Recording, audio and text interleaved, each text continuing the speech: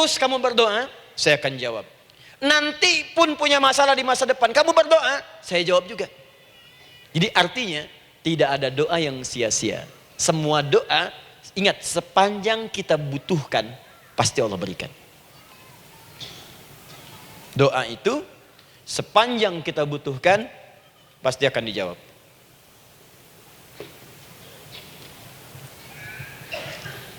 Nanti kapan dijawabnya, seperti apa jawabannya, nanti bagian ketiga. Kadang-kadang minta sekarang, dijawabnya nanti. Minta sekarang, dijawab sekarang. Ada yang mintanya A, dijawabnya B, itu yang paling dahsyat. Ya. Jadi kalau saya tanya, kalau kita berdoa, dijawab tidak oleh Allah? Ya, itu janji Allah. Setiap orang berdoa, pasti dijawab. Nah, hanya persoalannya, seperti apa doa yang cepat dijawab itu? Apakah semua doa langsung dijawab seketika? Akankah mendapat jaminan langsung dijawab? Ternyata kalimat dijawab ini diikat dengan syarat ketentuan berlaku. Apa di antara syarat dan ketentuannya ini? Teruskan ayatnya. Falyastajibuli. Syarat pertama. Kalau doamu ingin cepat aku jawab, falyastajibuli. Maka engkau pun harus cepat merespon setiap seruanku. Jawab seruanku dengan cepat. Doa ingin dijawab oleh Allah, maka kata Allah, kamu pun harus menjawab setiap seruanku. Jawab seruan Allah.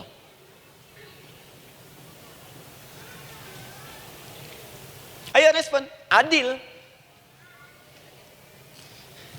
Maunya dapat gaji aja, kerja nggak mau. Ya?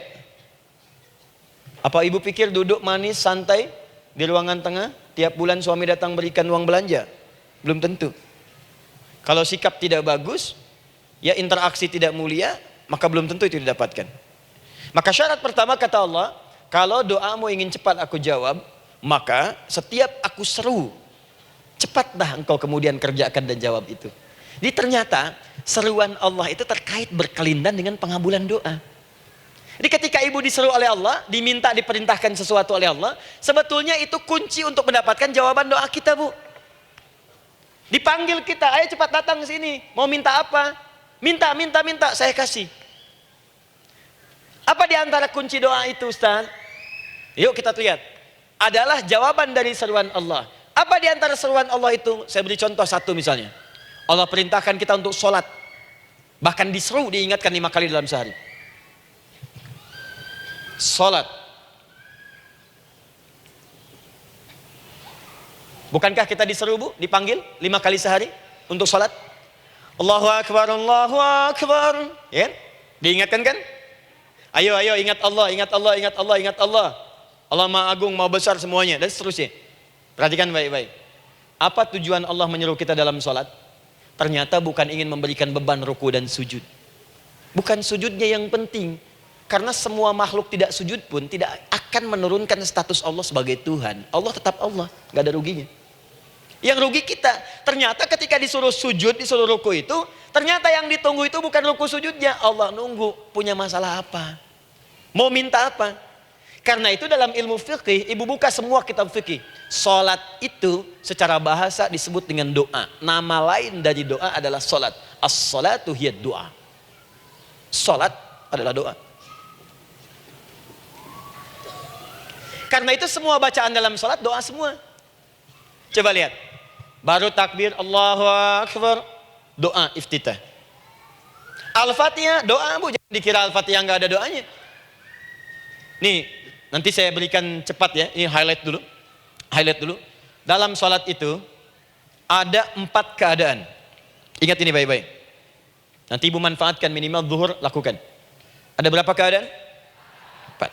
Ada 4 posisi, 4 keadaan dalam salat. Yang kalau ibu berdoa benar, meminta di situ dengan benar, itu seketika akan dikabulkan. Seketika. 1, saat berdiri. Berdiri. 2, saat ruku'. Ruku'. 3, saat sujud. 3, saat sujud. 4, sesaat sebelum salam. Berdiri, ruku', sujud, Sesaat sebelum salam. Baik, sebelum saya bahas lebih jauh, saya ingin sampaikan dulu. Jadi ternyata ketika kita diminta oleh Allah menunaikan sholat, itulah cara kita memohon, Bu. Itulah waktu kita meminta. Dan dahsyatnya dalam sehari itu 5 kali ditungguin, Bu.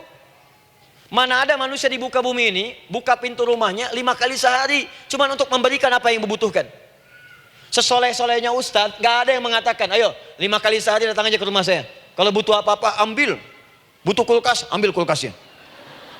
Butuh TV, ambil. Gak ada begitu.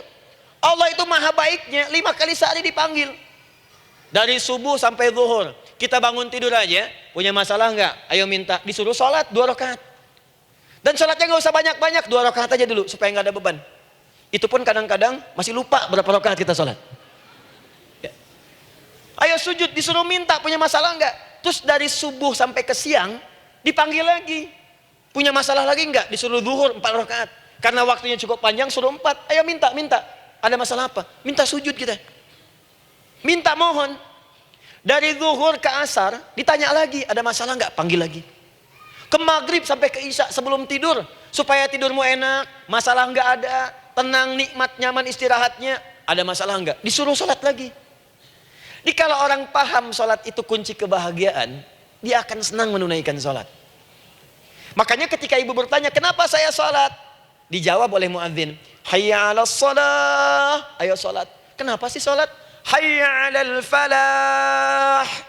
Yuk bahagia. Ayo tenang. Yuk dapatkan apa yang kamu inginkan. Falah. Jadi kalau orang paham sholat itu menyelesaikan persoalan, tentu orang akan berbondong-bondong semangat untuk menunaikan sholat. Cuman sayang segelintir orang itu menilai sholat sebagai beban. Jadi sebagai kewajiban beban saja, makanya sholatnya nggak nikmat. Karak tadi duhur, ayeuna asar deui. Tuh. Ya bagaimana doanya bisa dijawab? Anda datang pada orang, tapi datangnya dengan marah-marah.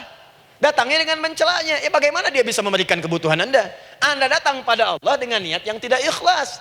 Setelah itu kemudian menggunjingkannya, bagaimana bisa dijawab? Tuntutan tinggi.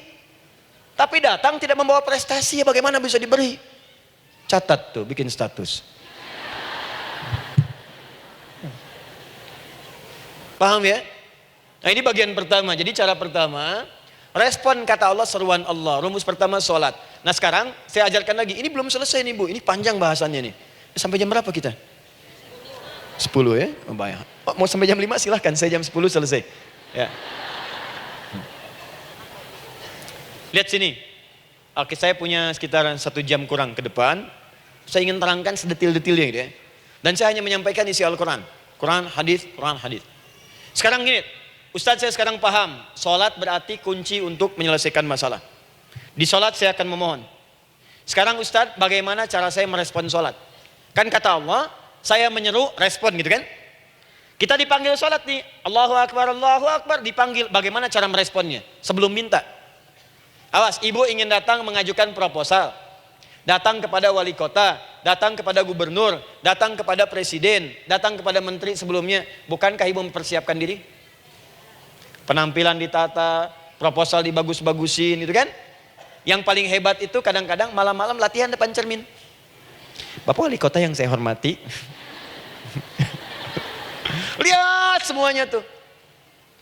Dan yang paling luar biasa, maaf ya, janjian jam 7 dengan Pak Wali Kota, datang jam 6 ke Balai Kota. Sekarang ibu punya janji dengan Allah. Janji itu sudah diketahui sebelum pertemuannya. Kalau tidak percaya, 5 waktu ini ibu sudah hafal Bu. Ya bahkan disuruh ngapalin oleh Allah. Buka Quran surah ke-4. Surah ibu, surah mama, An-Nisa. Ayat 103, Quran surah 4 ayat 103. فَإِذَا قَضَيْتُمُ الصَّلَاةَ فَاذْكُرُوا اللَّهَ قِيَامًا وَقُعُودًا وَعَلَى جُنُوبِكُمْ فَإِذَا اطْمَأْنَنْتُمْ فَأَقِيمُوا الصَّلَاةَ. Lihat ujung ayatnya. إِنَّ الصَّلَاةَ كَانَتْ عَلَى الْمُؤْمِنِينَ كِتَابًا مَوْقُوتًا. Sungguh semua waktu salat itu telah ditetapkan waktunya bagi orang beriman. Itu terjemahan biasa. Kalau terjemahkan pakai ilmu balaghah, sungguh orang beriman itu hafal waktu-waktu salat. Tahu waktunya. Apalagi kalau di waktu itu ibu punya kepentingan pasti hafal. Kalau ibu benar memprioritaskan sholat dan menilai sholat sebagai solusi hidup, menilai sholat sebagai kebutuhan, ibu pasti akan hafalkan itu, Bu. Nih ya, ibu dapat bagian arisan nih, bulan ini misalnya. Dan memang bagian jatah ibu, demi Allah saya katakan, sebulan sebelumnya ibu sudah hafal tanggalnya kapan. Bahkan di kalender tuh diwarnain. Papa, bagian mama nanti bulan ini. Tuh. Dicatat semua, di tempat siapa, jam berapa, datang dengan penuh keceriaan dan kebanggaan. Luar biasa. Hanya untuk urusan dunia, yang itu habis gitu. Jika dia tidak meninggalkan ibu, ibu yang meninggalkan dia duluan. Sekarang 5 kali sehari semua diberikan, bahkan lebih daripada dunia dan seisinya. Harusnya sih wajarnya dihafalkan waktunya, dan ibu hafal. Ayo, subuh jam berapa sekarang? Lihat sini, bukan ke atas. Ditutup tuh. Tuh, sana tuh. Subuh jam berapa? Ayo ngelihat ke sana, 4:43. Zuhur jam berapa? Tuh, asar, maghrib, isya. Itu kan kunci ibadah. Dan kunci ijabah, kunci ibadah, kunci ijabah. Di situ ada pengabulannya. Ini gimana mau minta, waktu permintaannya aja nggak hafal. Gimana mau bermohon, datangnya aja telat. Karena itu, bagaimana cara merespon seruan Allah? Diaturlah di Quran surah kedua ayat 152. Paling kanan sebelah bawah. Quran surah kedua ayat 152. Ibu masih ingat? Bukankah sholat disebut sebagai zikir? Masih ingat? Ya, di surah ke-20 ayat 14. Wa aqimis sholata lidzikri, tunaikan sholat sebagai zikir kepadaku. Sekarang lihat ya. Lihat ketentuan Allahnya. Kalau ibu dipanggil untuk sholat, dipanggil untuk zikir, cepat respon. Ibu cepat respon, Allah pun akan cepat merespon permintaan ibu. Lihat kalimatnya. Fadhkuruni adzkurkum. Fadhkuruni adzkurkum. Kalian mengingat saya, maka saya pun akan ingat dengan kalian. Kalian zikir kepada saya, ingat saya, kata Allah, maka saya pun akan ingat kalian. Di antara makna zikir, salat. Kalau ibu salat mengingat Allah dengan cepat, maka Allah pun akan cepat mengingat kita. Contoh.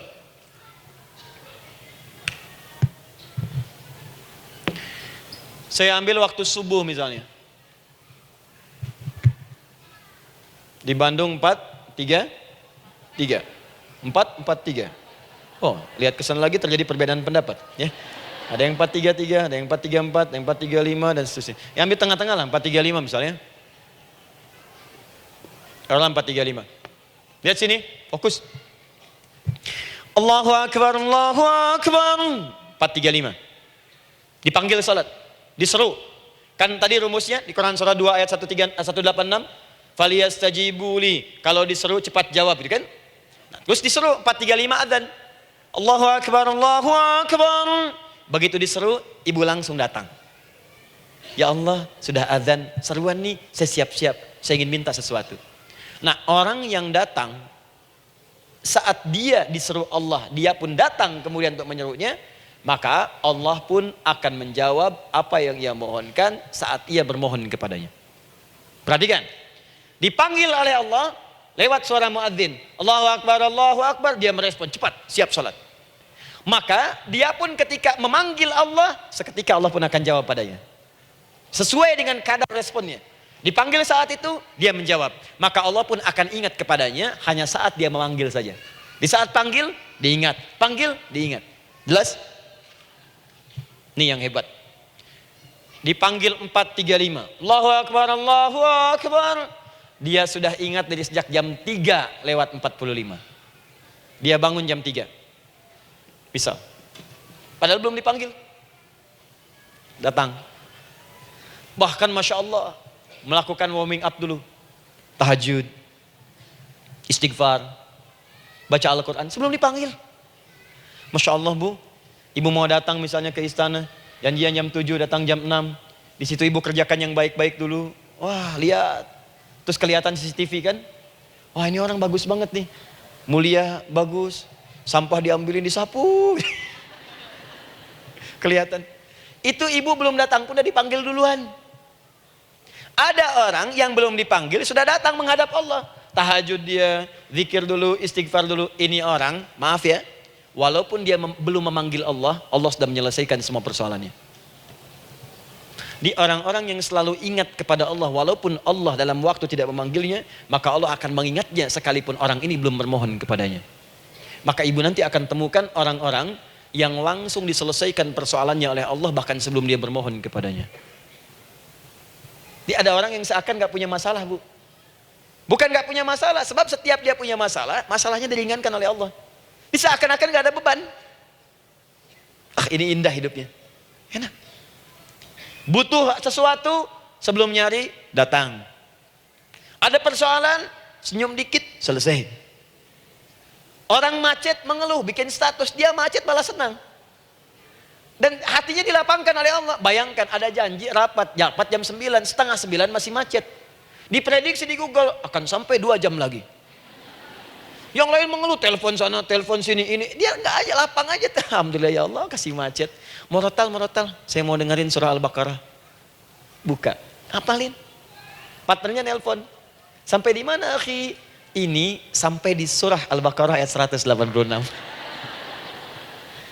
Tidak ada yang sia-sia dari Allah. Sabar ya di sana. Ya, atau kita bisa koneksikan dari sini apa yang bisa saya selesaikan sekarang di sini, sehingga sampai sana kita tinggal kesimpulan saja. Tenang hatinya. Ada gerasak, gerusuk, gulisah gini, telepon sana sini, klaksonin. Dasar lampu merah, lama, birunya sebentar. Padahal biru nggak ada, yang ada hijau kan. Jadi kalau sudah begitu enak, Bu. Yang perempuan ada di Quran Maryam. Maryam kan perempuan. Dan Maryam itu bukan nabi, bukan rasul. Ingin memberikan pesan kepada ibu, perempuan dimanapun. Tidak harus jadi nabi supaya doa cepat dikabulkan. Tidak harus menjadi rasul. Ini Maryam bukan nabi, bukan rasul. Tapi dia ini luar biasa. Sebelum dipanggil udah datang. Zikirnya tak terlukiskan. Mohon kepada Allahnya luar biasa. Menjaga diri dari hal yang dilarang oleh Allah. Apa hasilnya? Sebelum diberikan bahkan oleh pamannya, sudah ada kebutuhannya. Quran surah ketiga ayat 37. Kullama dakhala 'alaiha Zakaria al-mihraba wajada 'indaha rizqa. Setiap pamannya mau memberikan kebutuhan Maryam sudah ada di dalamnya, Bu. Sudah ada. Itu luar biasa. Mau makan, makanan ada. Mau anggur, anggur ada. Ya. Wah, itu luar biasa, Bu. Jadi bermohon bahkan sebelum waktunya. Sentuhlah ia tepat di hatimu, maka ia akan jadi milikmu untuk selamanya. Wah. Nah, itu doa tuh. Aduh, mana-mana. Paham? Tuh. Jadi kalau yang standar-standar saja itu biasa. Maka datang sebelum waktunya. Datang. Atau datang pas dipanggil, standar. Di kalau 4.35 adzan, Allahu Akbar, Allahu Akbar. Ibu bangun, siap sholat, siap sholat. Itu standar. Yang dulu bahagia. Naikin lagi levelnya. Yang celaka itu ya ini nih. Dipanggil 4.35, baru bangun 5.34. Sholat subuh belum, nuntutnya udah banyak. Ya Allah, kurang apa lagi aku bermohon kepadamu. Sudah aku meminta sekarang, sholat subuh aja belum. Jadi mana keadilannya? Jadi yang pertama, respon seruan Allah. Disitulah Allah pun akan cepat merespon apa yang kita kemudian butuhkan. Jadi yang pertama lewat sholat ya Bu ya. Ingat sholat. Dan sholat itu tadi dari 4 posisi saya ajarkan yang pertama saja satu. Supaya nggak terlampau panjang ya. Berdiri Bu. Saya ajarkan satu. Setiap ibu dalam keadaan berdiri dan membaca Al-Fatihah. Pada kalimat iyyaka na'budu wa iyyaka nasta'in. Ingat pada kalimat iyyaka na'budu wa iyyaka nasta'in. Maka sertakanlah di hati kita apa persoalan yang dirasakan untuk bermohon kepada Allah. Saya ajarkan cepat. Kalau ibu mau belajar lebih detail, ikuti kajian kami di fikih solat. Sifat solat Nabi SAW. Nanti saya terangkan semua dalilnya. Insya Allah sepanjang yang saya ketahui. Baik. Dasarnya ini. Dasarnya. Quran surah ketiga ayat 38 sampai 39. Dan dikuatkan nanti di hadis qudsi. Ibu kenal Nabi Zakaria? Ya kenal ya. Ya selamat lah Bu. Alhamdulillah. Episode ke-15 kenal Nabi Zakaria. Luar biasa. Alhamdulillah. Nabi Zakaria punya persoalan, sudah berumah tangga, belum ada keturunan, fisiknya sudah letih, rambutnya sudah memutih, dan mohon maaf istrinya divonis menopause dan mandul. Secara medis klinis. Apa yang beliau kerjakan? Sholat. Dalam sholatnya bermohon kepada Allah. Perhatikan permohonannya. Qala rabbi habli min ladunka dzurriyyatan thayyibah. Ya hunalika da'a Zakaria rabbah. Qala rabbi habli min ladunka dzurriyyatan thayyibah. Innaka sami'ud du'a. Ya Allah, aku bermohon kepadamu, anugerahkan aku keturunan. Semua mengatakan aku gak mungkin punya keturunan. Hanya engkau yang tidak punya batas dalam pemberian. Engkau pasti mendengar doa saya. Kalau pada yang maha mendengar tidak mengabulkan juga, lantas kepada siapa lagi aku mesti memohon? Doa ini dipanjatkan oleh beliau dalam keadaan sholat. Sedang berdiri dalam sholatnya. Jadi ibu maaf ya, tolong jangan salah berpikir. Semua nabi dan rasul, orang soleh sebelumnya itu sholat. Cuma kita lebih sempurna gerakan dan jumlahnya, sempurna. Orang dulu sholat. Nabi Musa sholat, Quran surah 20 ayat 14. Nabi Isa sholat, Quran surah 19 ayat 31 sampai 33. Nabi Ismail sholat, Quran surah 19 ayat ke-55. Semua sholat. Sholat. Nabi Zakaria saat punya masalah, sholat. Dalam berdirinya minta dalam sholatnya. Dari mana Ustadz taunya beliau minta dalam berdiri dalam sholat? Ayat 39-nya baca. Quran surah ketiga ayat 39. Fanadatsul malaika, maka doanya itu dijawab oleh Allah. Datang malaikat menyampaikan jawaban. Wa huwa qaimun yusalli fil mihrab. Sedangkan beliau masih berdiri dalam sholatnya di mihrab. Masih berdiri dalam sholat. Sholat. Di dalam sholat itu minta. Makanya semua bacaan sholat itu permintaan isinya. Dan dikabulkan oleh Allah. Annallaha yubashshiruka bi Yahya. Allah kasih kabar gembira, engkau akan punya anak, langsung namanya dari Allah Yahya. Artinya hidup yang mustahil menurut manusia. Lahir dari rahim seorang perempuan yang divonis monopos dan mandul menurut medis. Kata Allah tidak ada yang mustahil bagiku. Lahir dan hidup dia, Yahya. Kapan terjadinya? Sedang sholat. Kapan saat sholatnya? Berdiri. Nah yang paling menarik bu, umatnya Nabi Muhammad SAW ditunggu oleh Allah 5 kali dalam sehari dan dimintakan sebelum sholat untuk menyiapkan permohonannya. Maka turunlah Quran surah kedua ayat ke-45. Ibu lihat ayatnya. Wasta'inu bis-sabri was-salah. Bahkan ditegaskan lagi di Quran surah kedua ayat 153 paling kanan sebelah bawah. Ya ayyuhalladzina amanu ista'inu bis-sabri was-salah. Yang pertama nggak pakai panggilan iman. Wasta'inu, kata Allah, hey, kalau kamu punya masalah jangan mengeluh, jangan berkeluh kesah, jangan terlampau banyak gelisah, cepat siapkan dirimu untuk menunaikan sholat. Siapkan permohonanmu, minta kepada aku lewat sholat. Kalau belum yakin, disebutkan imannya. Ya ayyuhalladzina amanu, hey orang-orang yang masih merasa punya iman, katanya punya iman. Jadi kalau ibu nggak mau minta lewat sholat, dipertanyakan imannya. Kamu punya iman gak? Kata Allah. Yakin gak dengan saya? Kalau punya masalah jangan mengeluh. Datang pada saya minta. Lewat sholat, saya panggil sholat minta. Kalau masih merasa punya iman. Tuh, iman kita tuh dipertaruhkan di situ. Nah sekarang, saya berikan rumus bahasanya. Allah memanggil kita dengan bentuk jama, perintah jama. Wasta'inu. Wasta'inu. Itu bentuk perintah. Wasta'inu, bentuk perintah.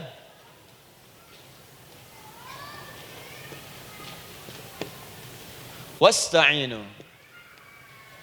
Dan jika kalian, perhatikan cara menerjemahkannya, dan jika kalian punya persoalan dalam hidup, punya kebutuhan, maka bergegaslah siapkan dirimu untuk minta kepadaku solusi. Wasta'inu, dan mintalah oleh kalian pertolongan, solusi. Bisabri wassalah. Pertama sabar dulu. Sebelum sholat, sabar dulu dengan itu. Tahan dulu. Terima dulu. Jangan mengeluh, terima dulu. Nanti dalam sholat minta solusi. Itu maksudnya. Punya masalah sekarang jam 9 lewat. Sabar, tahan dulu. Koreksi diri, istighfar. Nanti zuhur minta. Atau duha sekarang sholat. Datang ke masjid, sholat duha minta. Tahiyatul masjid minta sekarang. Sabar. Ini sabar, terima dulu. Jangan mengeluh, sabar. Ingat, terima, sabar. Karena Allah mustahil memberikan ujian masalah kalau kita tidak sanggup menerimanya. La yukallifullahu nafsan illa. Saya sering katakan bu ya, maaf kalau kalimat ini mungkin kurang berkenan, tapi kalimat ini nyata.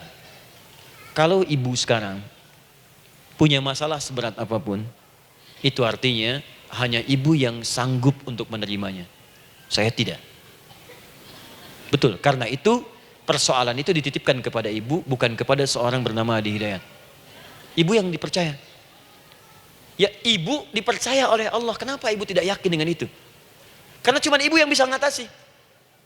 Ibu yang mampu, saya tidak. Karena itu dititipkan pada ibu. Kaidahnya la yukallifullahu nafsan illa wus'aha. Allah nggak akan berikan beban, ujian, masalah kalau dia nggak mampu. Artinya kalau saya nggak mampu, saya nggak dikasih. Ibu mampu, ibu diberi. Jangan mengeluh. Kenapa mesti saya ya Allah? Kamu mampu. Ya Allah, why me? Why not? Kamu yang bisa. Nah sekarang wassalah, setelah terima itu, tapi juga jangan terlampau kepedean. Memang cuma saya yang mampu ya bikin status. Kemudian sholat, kita akan katakan, ya Allah, Engkau perintahkan saya untuk minta tolong. Sekarang saya akan minta kepadamu. Lalu kita katakan, maaf ya Allah, saya sekarang punya masalah, saya ingin bermohon kepadamu, saya ingin minta kepadamu ya Allah, saya mohon ya Allah. Maaf Bu ya, maaf ya, sebentar. Ibu kalau punya masalah sedikit atau banyak? Banyak. Yang punya masalah ibu saja atau anak juga punya masalah? Kadang-kadang, bukankah anak yang punya masalah ibu yang minta?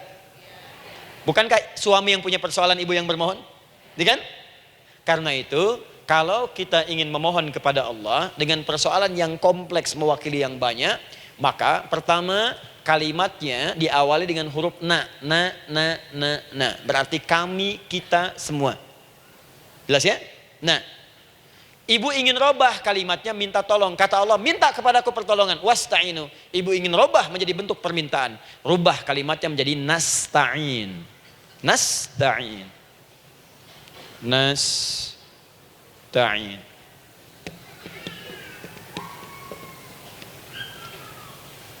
Wasta'inu nasta'in.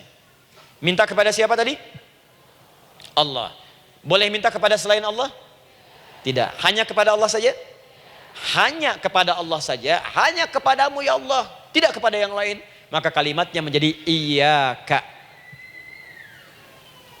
Iyyaka. Hanya kepadamu saja ya Allah. Engkau berjanji, kalau ada masalah minta aku berikan. Sekarang hanya kepadamu saja ya Allah, aku bermohon. Maka kalimatnya namanya iyyaka nasta'in. Sekarang saya tanya kepada ibu, apakah dalam sholat ibu membaca kalimat iyyaka nasta'in? Tuh. Saya mau tanya, ibu bacanya saat ruku atau saat sujud? Berdiri. Gak ada orang ruku baca kalimat ini. Allahu Akbar, iyyaka na'budu wa iyyaka nasta'in. Berdiri. Iyyaka na'budu wa sekarang saya bacakan hadis qudsinya. Tersambung dari Nabi sallallahu alaihi wasallam. Qala Rasulullah sallallahu alaihi wasallam, qala Allah azza wa jalla. Allah langsung yang berfirman lewat hadis qudsi. Perhatikan bahasanya. Qasamtu shalah baini wa baina 'abdi. Saya bagi dalam salat itu dua bagian, antara hak aku dan hak hambaku. Wali 'abdi ma sa'ala. Dan jika benar hambaku menunaikan kewajibannya dengan baik, menjaga hak-hak aku, maka pada saat itu apapun yang dia minta dalam sholat aku akan berikan. Apapun. Kapan itu terjadi? Perhatikan kalimatnya. Idza qala al-'abdu, kalau hamba mulai membaca dalam sholatnya, alhamdulillahi rabbil alamin. Alhamdulillah rabbil alamin. Qala Allah azza wa jalla, seketika Allah menjawab, hamadani 'abdi, hambaku sedang memujiku. Ibu ingat baik-baik Bu ya, ingat baik-baik. Setiap ibu baca Al-Fatihah dalam sholat itu Allah memperhatikan dan menjawab bacaan ibu. Tadi masih ingat ketika saya katakan wa idza sa'alaka ibadi anni fa inni qarib, Allah itu dekat. Ya. Wa idza qala al-'abdu ar-rahmanir rahim, kalau hamba melanjutkan ar-rahmanir rahim, qala Allah azza wa jalla, Allah langsung menjawab athna alayya 'abdi, hambaku sedang menyanjungku.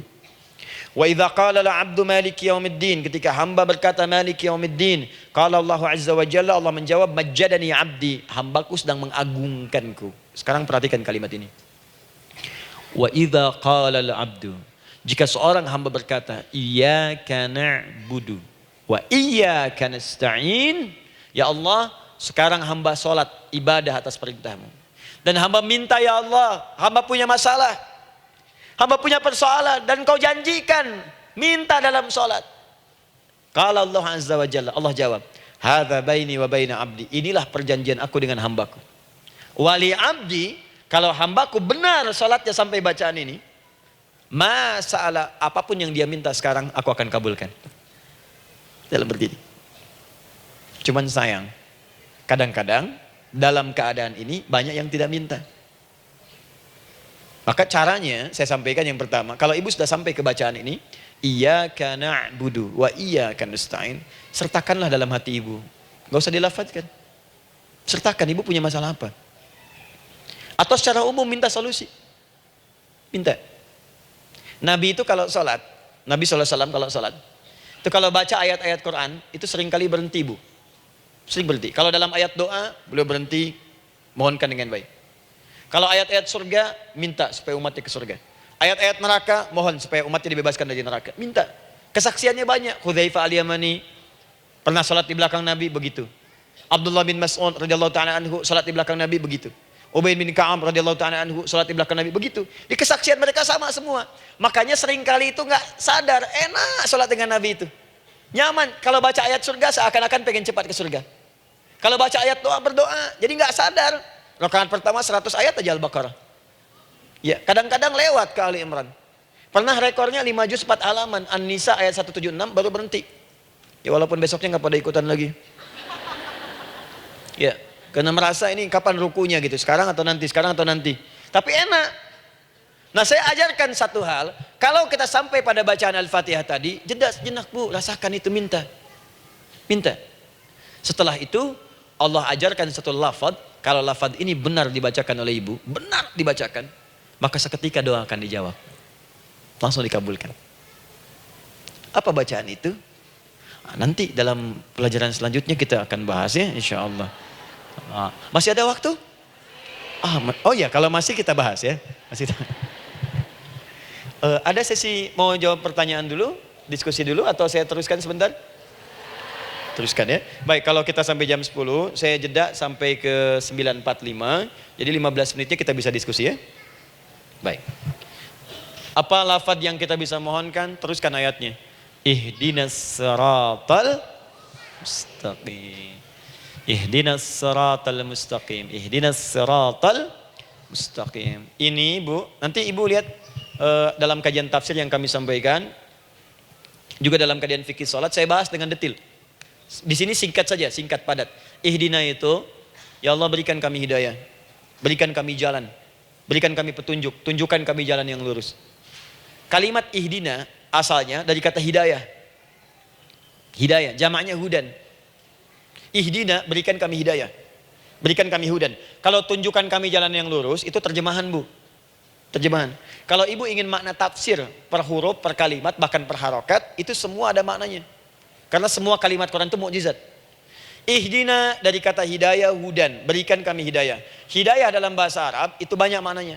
Bisa solusi dari semua persoalan. Bisa jalan menuju kemudahan. Bisa kesuksesan. Bisa petunjuk, banyak.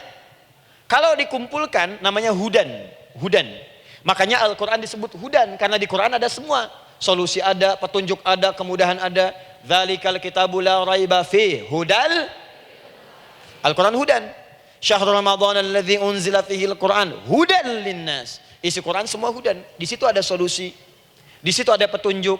Di situ ada kemudahan. Kalau kita ingin minta semua itu, kalimatnya dikatakan fi'il amr lit talab, permohonan dalam bentuk kalimat permintaan. Ihdina, berikan kepada kami hudan. Kalau sudah mengatakan ihdina artinya minta solusi, minta kemudahan, minta petunjuk. Jadi ketika ibu mengucapkan kalimat ihdinas siratal mustaqim, itu artinya ya Allah berikan kepada kami solusi dari masalah yang sedang saya hadapi. Berikan petunjuk dari persoalan yang sedang saya jalani. Berikan kemudahan ya Allah dari kesulitan yang tengah saya hadapi. As-siratal mustaqim, yang lurus, yang gampang. Karena jalan yang gampang itu lurus, gak berkelok Bu. Langsung ke tujuan. Saya mau ke sini jalannya belok-belok, gak langsung kan gak enak. Ibu mau ke satu undangan, jalannya belok sini, belok sini, belok sini, belok sini. Kelokan 9, kelokan 7, kelokan 8. Ya. Kan rasanya berliku. Ibu ingin mendapatkan solusi, tapi dilempar-lempar. Ke sini dulu, berkelok. Sini dulu, sini dulu, sini dulu. Kenapa nggak ibu lurus dapatkan langsung? Dalam bahasa Arab, apalagi kalimat yang fasih, mendapatkan sesuatu dengan gampang, dengan mudah. As-siratal mustaqim, lurus ke tujuan, cepat, mudah. Apalagi ke surga nanti, tunjukkan kami jalan yang lurus, yang benar. Hak dari Allah dan mudah didapatkan. Itu maksudnya. Ini bukan sekedar tunjukkan jalan yang lurus, solusi yang mudah, yang gampang, yang cepat. Paham di sini ya? Seperti orang-orang dulu mendapatkannya. Siratal ladzina an'amta 'alaihim. Seperti orang dulu mendapatkan semua kenikmatan ketika mereka bermohon kepadamu ya Allah. Siapa mereka? Ada 4 golongan disebutkan di Quran surah keempat ayat 69. Ada para nabi, orang-orang jujur siddiqin, para syuhada dan orang-orang soleh. Ya, wa may yuti'illaha wa rasul fa ulaika ma'al ladzina an'ama Allahu 'alaihim minan nabiyyina was-siddiqina wasyuhada was-shalihin. Para nabi dulu berdoa, ya Allah, saya ada masalah dikabulkan. Kita minta ya Allah, sekarang saya berdoa, tolong kabulkan seperti nabi-nabi dulu dikabulkan. Nabi Ayub sakit berdoa dikabulkan. Kita sakit dikabulkan. Nabi Ibrahim ada ujian dikabulkan. Nabi Ibrahim punya ujian dengan anak. Kita ada ujian dengan anak, minta dikabulkan. Anak-anak berselisih, ada yang dendam, yang iri. Seperti anaknya Nabi Yakub. Nabi Yakub berdoa dikabulkan, kita minta dikabulkan. Ada syuhada, berdoa dikabulkan, kita minta dikabulkan. Orang soleh berdoa, minta dikabulkan, kita minta dikabulkan. Ya Allah, seperti engkau kabulkan doa orang-orang dulu yang melahirkan nikmat, mohon kabulkan kami yang minta sekarang dan mendapatkan kenikmatan itu. Itu maksudnya. Ya, siratal ladzina an'amta 'alaihim. Siapa an'amta 'alaihim di sini? Ulaikal ladzina an'amallahu 'alaihim. Sama persis kalimatnya. Minan nabiyyina was-siddiqina wasyuhada'i was-shalihin. Ini jangan diartikan sebatas terjemahan. Walaupun di musim haji sekarang itu bisa dipakai. Saya tugas 2010 di Mekah. Ada jemaah kesasar, lupa maktab. Kemudian ingin balik, nggak tahu jalan. Dia ketemu askar. Askar nggak bisa bahasa Indonesia, dia nggak bisa bahasa Arab. Tapi dia hafal Al-Fatihah. Datang kepada askar, dia tunjukkan gelangnya. Pak, ihdinas siratal mustaqim. Tunjukkan saya jalan yang lurus. Tunjukkan gelang. Askar nggak bisa bahasa Indonesia.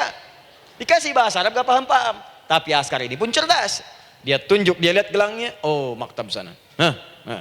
Siratal ladzina an'amta 'alaihim ghairil maghdubi 'alaihim waladdallin. Lurus, jangan belok-belok. Kalau belok nanti engkau tersesat atau dicaci maki orang. Maghdub ya dicela orang. Dhalin tersesat, kan? Jangan dicela, jangan sesat, lurus. Tapi kalau dalam berdoa dalam sholat minta di hati hadirkan. Jelas ya? Nah, itu posisi pertama. Jadi pertama minta lewat sholat. Yang kedua cepat rajin istighfar, Bu. Saya cepat ya, rajin istighfar. Saya ada 7 menit lagi. Ibu rajin istighfar. Astaghfirullah, astaghfirullah, astaghfirullah, astaghfirullah. Itu yang paling singkat. Astaghfirullahaladzim, astaghfirullahaladzim, astaghfirullahaladzim. Itu yang menengah. Astaghfirullahaladzim alladzi la ilaha illa huwal hayyul qayyum wa natubu ilaihi. Astaghfirullahaladzim alladzi la ilaha illa huwal hayyul qayyum wa natubu ilaihi. Astaghfirullahaladzim alladzi la ilaha illa huwal hayyul qayyum wa natubu ilaihi. Itu yang cukup panjang. Ibu rajin istighfar. Orang yang rajin istighfar itu diantara yang disebutkan dalam riwayat-riwayat adalah orang-orang yang cepat dijawab doanya. Hanya dengan istighfarnya. Jadi dia tuh punya keinginan, dia nggak katakan. Jadi keinginan di benaknya dia, terus dia istighfar. Astagfirullah, astagfirullah, astagfirullah. Itu kalau benar rajin istighfar, seketika dikabulkan. Cepat. Ada seorang yang hidup, ini tukang roti. Di zaman Imam Ahmad bin Hanbal. Saya pernah kisahkan ini di beberapa keadaan. Orang ini, itu ahli istighfar. Jadi maaf ya Bu ya, bukan istighfarnya pas ada keperluan aja, bukan. Ada ta'lim ustaz Adi, sab pertama astagfirullah, astagfirullah, astagfirullah, bukan. Besok ada arisan, astagfirullah, astagfirullah, bukan. Jadi bukan ada keperluan, istighfar bukan. Orang ini membiasa istighfar. Jadi setiap mengerjakan apapun dia istighfar. Mau minum, bismillah, astagfirullah, astagfirullah. Dia setiap buka adonan, astagfirullah, astagfirullah. Nah satu ketika, Imam Ahmad itu nggak tahu kenapa, pengen datang ke daerah itu. Ya kalau misalnya ibu tinggal di Cicahem, misalnya kan Imam Ahmad tiba-tiba pengen ke Cicahem aja. Terus karena lelah, mampir ke masjid. Istirahat di dalam masjid. Tiba-tiba kata penjaga masjidnya, DKM-nya, marbotnya, ya Syekh, idhab, pergi, gak boleh tiduran di sini. Kata Imam Ahmad, saya kan cuma numpang istirahat, gak boleh keluar. Dan dia gak tahu kalau itu imam besar. Dan Imam Ahmad itu sudah populer Bu, sangat famous, familiar. Cuman orang kan gak pernah lihat wajahnya, dulu kan gak ada Facebook, gak ada Instagram, gak ada handphone, gak ada apa-apa. Jadi kalau orang terima Ahmad, ya Ahmad aja kemana-mana. Oh, no, Imam Ahmad, Imam Ahmad, Imam besar, Imam Syafi'i, Imam besar. Tapi nggak pernah lihat. Sekarang kan udah kelihatan. Ya, udah kelihatan. Sekarang banyak. Makanya orang dulu tuh senang begitu tahu, dikasih tahu, Nabi aja ke Madinah, Bu. Nggak ada yang tahu kalau itu Nabi Muhammad kalau belum pernah lihat. Karena beliau di bawah, Abu Bakar di atas. Abu Bakar kan naik kan, untanya Nabi. Nabi Muhammad pas di bawah gantian tuh di jalan. Orang mengira yang di atas unta Nabi Muhammad. Padahal Nabi Muhammad yang jalan kaki, nggak kelihatan. Makanya responnya bola ketika tahu Nabi, senang luar biasa. Minta doa, minta ini, minta itu. Orang sekarang tidak. Karena sering banyak lihat di TV, media sosial, begitu ketemu, minta foto. Ini lain kisahnya. Nggak tahu dia, pergi keluar. Kata Imam Ahmad, ya sudah, keluar beliau. Nggak mau ribut. Istirahat di luar. Di pelataran. Di sini juga nggak boleh. Lihat kalimatnya. Barwah, keluar, pergi. Barwah itu kasar, Bu. Begitu kemudian di debat lagi, saya cuma di luar. Rawah itu dari kata roh, Bu. Itu paling kasar. Artinya keluar dengan roh-rohnya sekalian. Rohnya pun jangan di sini. Ya. Jadi kalau ibu nanti di Masjidil Haram misalnya kan, ada kalimat itu artinya kesel, Bu, askarnya. Ya. Keluar. Misalnya idza bi anti. Enggak mau, saya mau di sini. Ya. Barwa, pergi. Sampai ke rawah dengan roh-rohnya. Itu artinya ibu disuruh pergi. Ya, bukan jangan mengelak lagi. Rawah. Saya bukan rawah, saya rohayati. Suruh pergi. Pergi. Imam Ahmad pergi tuh akhirnya. Pergi, di jalan kelihatan ada tukang roti tadi. Begitu kelihatan capek lah dipanggil, Syekh, kayaknya lelah istirahat di sini. Dan tukang roti pun nggak tahu kalau itu Imam Ahmad. Begitu istirahat, duduk, kelihatan Imam Ahmad setiap buka adonan, astagfirullah. Bikin lagi, astagfirullah. Imam Ahmad tahu faidah itu. Tapi ingin menguji si tukang roti ini, ditanya. Ya akhi, kamu ini kenapa setiap Anda menanak adonan itu, tepung itu, Anda mengucapkan istighfar, astagfirullah. Perhatikan jawabannya. Wallahi demi Allah, tidak pernah saya beristighfar dalam setiap aktivitas saya, kecuali Allah selalu mengabulkan doa yang saya mohonkan. Di setiap minta, astagfirullah, itu dikabulkan. Cuman satu yang sampai sekarang belum terkabul. Apa itu kata Imam Ahmad? Saya ini selalu bermohon kepada Allah, ya Allah, mohon sebelum saya wafat atau setelah ia wafat, pertemukan saya ya Allah dengan Imam Ahmad bin Hanbal. Sebelum saya yang wafat atau wafat Imam Ahmad. Kata Imam Ahmad, astagfirullah. Allahu Akbar. Itu mungkin yang memperjalankan saya kemari. Tiba-tiba pengen ke sini, sampai diusir keluar dari rumah Allah dari masjid, sampai di sini karena istighfar Anda. Sayalah Imam Ahmad bin Hanbal. Astagfirullah. Imam Ahmad ke situ datang. Tolong jangan lakukan pada saya. Salah di hidayat ya Allah. Astagfirullah. Saya jawab lagi dari sana. La haula wala quwata illa billah. Ini istighfar. Nah, kapan istighfar yang baik? Istighfar yang baik dilakukan setelah tahajud sebelum fajar. Saya ulang ya. Setelah tahajud sebelum fajar. Dalilnya Quran surah ke-51 ayat 18. Baca dari ayat 15 sampai 18-nya. Jadi ibu kalau mau seperti itu, rajin tahajud dulu, Bu. Tahajud. Setelah itu biasakan istighfar. Itu latihan dulu, itu baru latihan. Ingat ya, istighfar menjelang fajar di waktu sahar, itu baru latihan. Astagfirullah. Nanti kalau sudah banyak latihan, ibu akan refleks. Mau duduk masuk mobil, astagfirullah.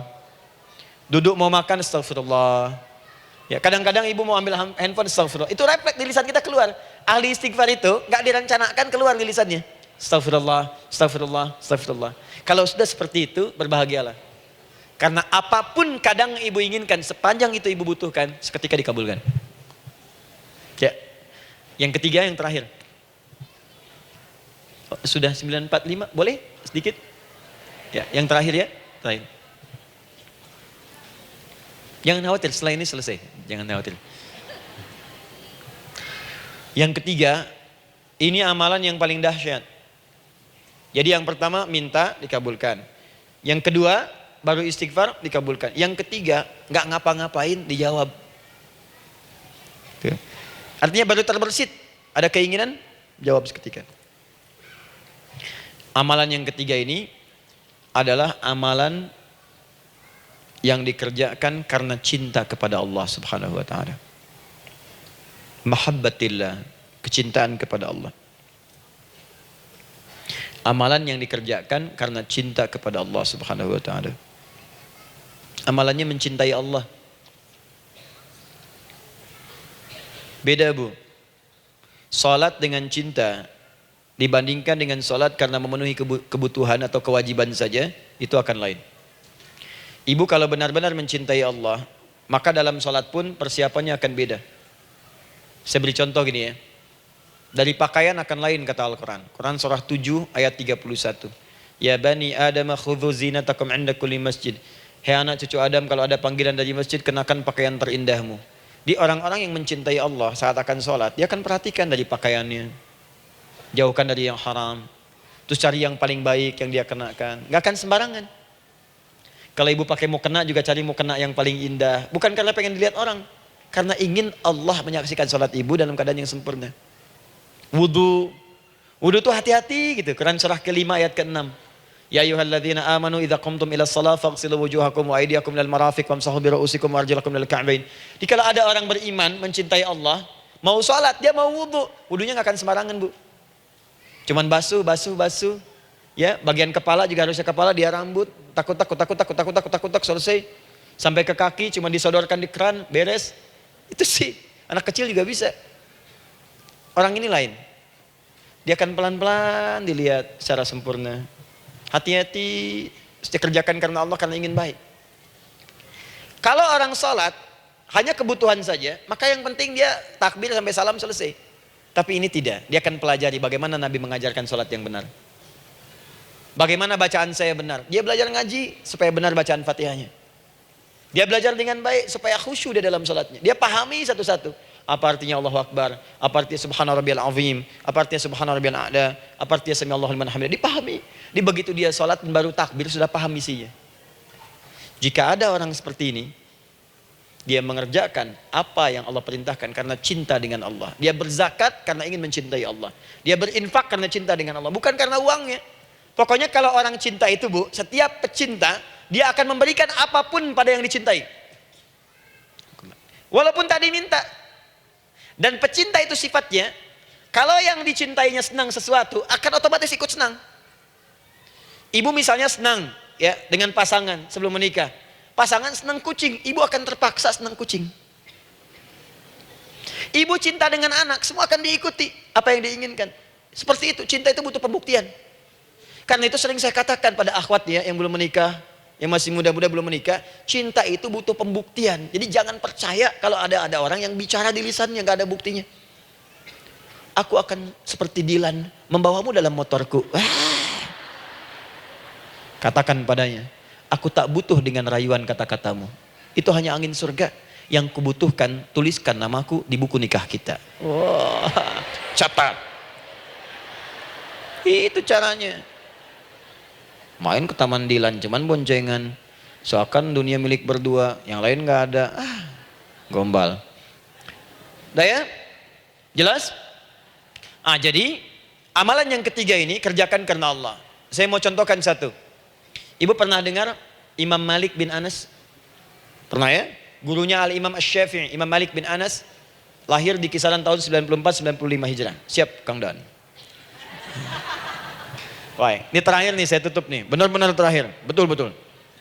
10 menit lagi kalau ada nanti tanya jawab sedikit. Imam Malik ini, Bu, itu Masya Allah. Saking cinta pada Allah dan Rasul, itu tidak pernah, jangankan sholat. Dalam beliau memberikan fatwa pun akan mencari pakaian yang paling bagus, paling indah. Dan beliau menjaga adab dalam menyampaikan kalimat Nabi pun itu luar biasa. Sampai satu kali pernah pakai jubah bagus, indah, ada lebah menyengat di kepalanya, sedang menyampaikan hadis. Saking hormatnya terhadap hadis Nabi, lebah itu dibiarkan menyengatnya. Enggak mau memutus kalimat Nabi, hadis Nabi hanya untuk mengusir lebah, dibiarkan sampai tersengat. Apa yang Allah berikan kepada beliau? Allahu Akbar. Satu kali singkat berdiskusi dengan muridnya Al-Imam Asy-Syafi'i. Kata Al-Imam Asy-Syafi'i, ya guru, setahu saya rizki itu dicari dulu baru dikasih. Imam Malik lebih tinggi ilmunya pada saat itu. Beliau tahu ada 8 jenis rizki. Ya Syafi'i, ada rizki yang tidak perlu dicari, Allah berikan. Wah, berdebat tuh sampai berpisah. Setelah itu secara singkat Imam Asy-Syafi'i lewat di kebun anggur sedang panen anggur besar. Tiba-tiba tergerak untuk membantu, datang ke situ bantu. Begitu selesai dikasih hadiah anggur banyak, besar-besar, indah, enak, gitu kan? Ketika diberi itu langsung senang beliau. Bukan karena anggurnya, karena merasa pendapatnya benar. Jadi begitu bekerja baru dapat. Dibawalah anggur ini diberikan pada gurunya. Perhatikan adabnya terhadap guru. Jadi kalau ibu adabnya bagus pada guru, keberkahan dapat, ilmunya pun menghunjam di jiwa. Imam Syafi'i nggak merasa benar, tapi memberikan sebuah jawaban dengan adab. Guru, tadi itu ada panen anggur, saya mencoba membantu. Begitu saya bantu dikasih anggur, dikencangkan kalimatnya. Begitu saya bantu dikasih. Dibantu dulu baru dikasih. Kalau saya nggak bantu, saya nggak dikasih. Apa jawab Imam Malik? Imam Malik tersenyum, tertawa. Tabassama dhahika. Masya Allah Syafi'i, bahasa kita. Tadi itu saya keluar mau ngajar, siang-siang terik begini saya kepikiran, ya Allah, kalau makan anggur yang enak-enak, enak banget sekarang ini. Ada anggur sekarang. Tuh. Murid berikhtiar, guru mendapatkan hasil. Setelah itu Asy-Syafi'i naik dan jadi bintang di zamannya, sampai kekinian pun luar biasa, dan mendapatkan barakah gurunya seperti gurunya dapatkan, muridnya pun meraihnya. Itulah 3 cara bagi kita untuk bermohon kepada Allah. Jika ingin dipercepat oleh Allah, bisa lewat salat, bisa lewat istighfar, bisa juga dengan menciptakan amalan-amalan atau mengikuti amalan-amalan yang dicintakan atau ditujukan untuk mencintai Allah Subhanahu wa taala. Ibu bisa paham ini? Baik. Kemudian berdoa. Tapi yang jadi masalah, Ustadz, ketika berdoa kok belum dikabulkan juga? Apa ciri doa dikabulkan? Seperti apa kita tahu doa kita dikabulkan? Itu mungkin kita bahas di episode yang berbeda insyaallah. Alhamdulillahi rabbil alamin, arrahmanir rahim, maliki yaumiddin. Iyyaka na'budu wa iyyaka nasta'in. Ihdinas siratal mustaqim. Siratal ladzina an'amta 'alaihim ghairil maghdubi 'alaihim waladdallin. Allahumma nahmaduka hamdan syakirin, hamdan na'imin, hamdan yuwafi ni'amahu wa yukafi'u mazidah. Ya Rabbana lakal hamdu wa lakal syukru kama yanbaghi li jalali wajhikal karim wa li 'azimi sultanik. Allahumma salli wa sallim barik ala rasulikal karim nabiyyikal amin sayyidina Muhammadin wa ala alihi wa sahbihi wa ummatihi ila yaumiddin. Allahumma rabbana yal ghafur rahim la tada' lana fi maqamina hadha fi kulli maqamin dhanban illa ghafartah. Duhai Allah, kami bermohon kepadamu, Engkau yang Maha Pengampun, Engkau yang Maha Penghapus segala dosa. Kami mengakui kami berbuat salah. Kami mengakui banyak dosa kami kumpulkan. Maka kami mohon kepadamu ya Allah, jangan biarkan ada satu orang pun berada di sekitaran majlis ta'lim ini kecuali sebelum ia pulang Engkau telah ampuni segala dosa-dosanya.